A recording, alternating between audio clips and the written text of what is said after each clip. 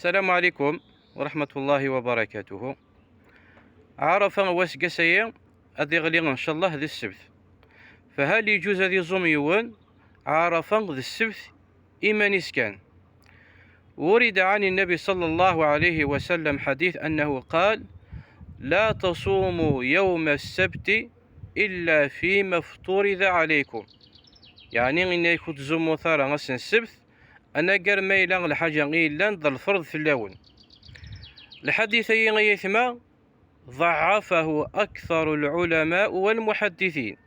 الحديث صحراء ضعفه الكثران العلماء المحدثين: الإمام الزهري، الأوزاعي، ابن قطان، الإمام أبو داود رحمه الله يقارد فلاس هذا حديث مضطرب.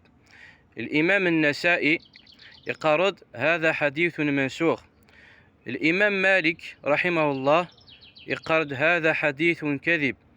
الإمام أحمد رحمه الله يقارد في الحديثية أصول الشريعة تخالفه.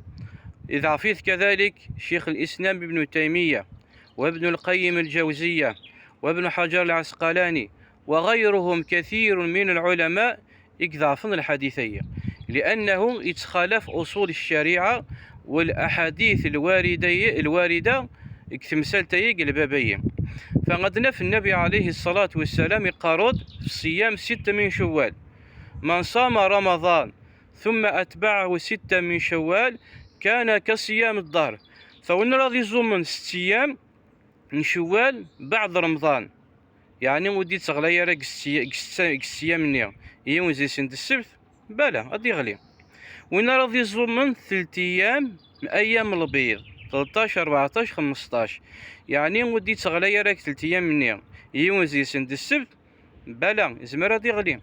صيام داود عليه السلام إذ قال النبي عليه الصلاة والسلام: أفضل الصيام صيام داود يصوم يوما ويفطر يوما، يعني راح ودي تغلى راه يوم السبت والسنني بالا غادي يغلي. ولهذا الحديثية ضعفه أكثر العلماء كما قال الإمام أحمد، لأنه يتخالف أصول الشريعة. لذا وين يبغى ناضي الزمن عرفة السبت عرفة غيمانيس يجوز، ولاش في الناس أيما أتزمت عرفة ذي السبت إيمانيس. وين يبغى ناضي الزم يونواس من قبليس ولاش في الناس بعد تزمت ذي الجمعة ذي السبت كذلك. ولاش في الناس 10 أيام من ذي الحجة العمل الصالح فيهن ذي الحاجة العالية باغي تزم ذي الجمعة ذي السبت.